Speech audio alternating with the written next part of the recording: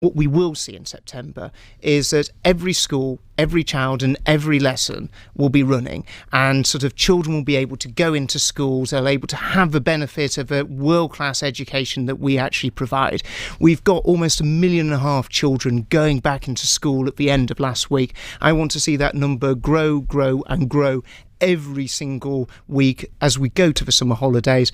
But in September, every child has to be back. There, as our poll showed, parents are understandably concerned. Are you hopeful that a summer holiday, once everybody hopefully calms down, the disease is pretty much contained, if they can afford it, not everyone can, they might have some time away, go and sit on a beach. Come September, they will think, right, new school year, new dawn, let's get our sons and daughters back in, because if they don't, will they face fines?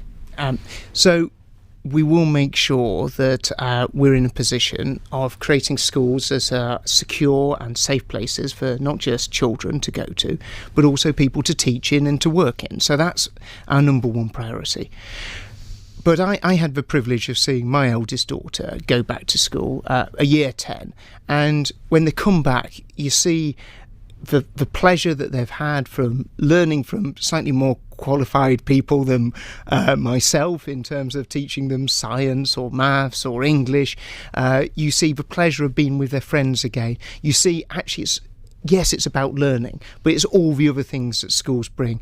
We've always been taking a cautious approach, but what we are absolutely adamant is that school is the best place for a child to be, and it is going to be compulsory for children to return back to school unless there is a very good reason, or a local spike, obviously, if there was or a local spike, yeah, where there'd have to be local lockdowns, but we do have to get back into compulsory education, and as part of that, obviously, fines sit alongside that. So there would be, unless there was a local spike or grandma was ill or whatever. Unless there is a good reason for the absence, unless there's a good reason for the absence, then we'd be looking at the fact that we would be imposing fines on families if they're not sending their children back.